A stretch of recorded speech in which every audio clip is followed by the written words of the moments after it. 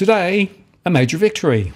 Regional bank closures now under Senate review.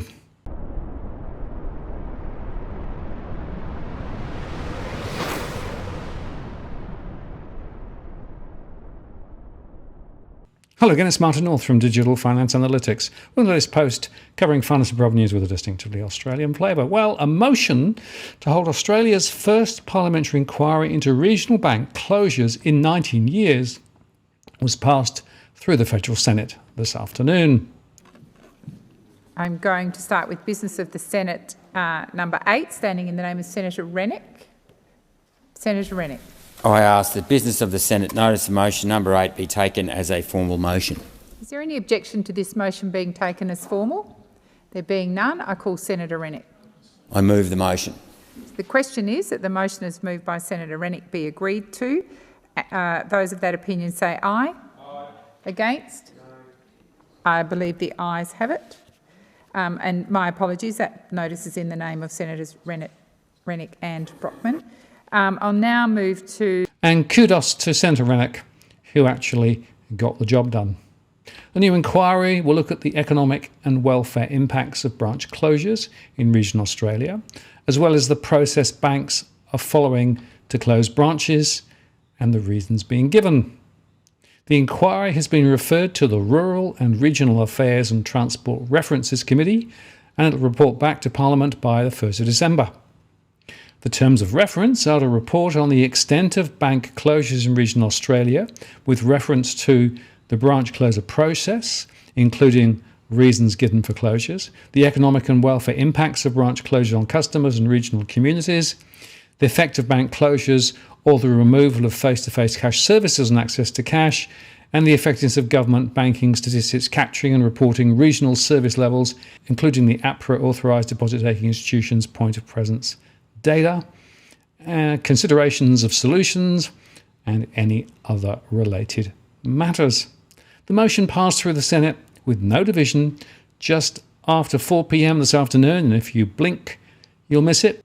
The last parliamentary inquiry into this issue reported in 2004, tabling the money matter in the Bush report. 2/3 of regional Australia's Big Four banks have been closed since 1975, with just 965 remaining. More than 80 branches alone have been closed or had closure notices issued since the release of a report by a coalition-organised task force comprising a majority of banking representatives on the 30th of September last year.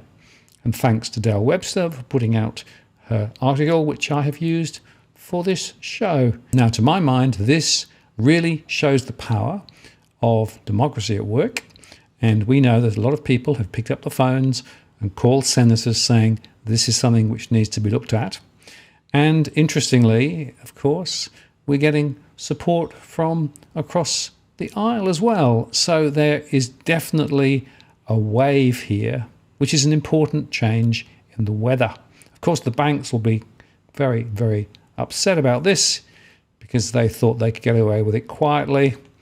And my own perspective is, and I'll come back to this in a more detailed post later, is it'll be a great time to write to the chairman of the bank and the CEO of all the banks and say, hey, stop closing branches and hold off while this inquiry runs. Because, of course, now we have political awareness and oversight of this issue. And by the way, there's also been an absolute flurry of media coverage in recent times, including on the radio on 2GB and in the press as well. So the whole idea that the banks are just going to get away with this and carry on regardless is now blown out of the water. It'll be interesting to see how this inquiry develops, and I think that every council and every local community should now be writing to the Senate to make a submission to highlight why it is that you need your branch in the local community.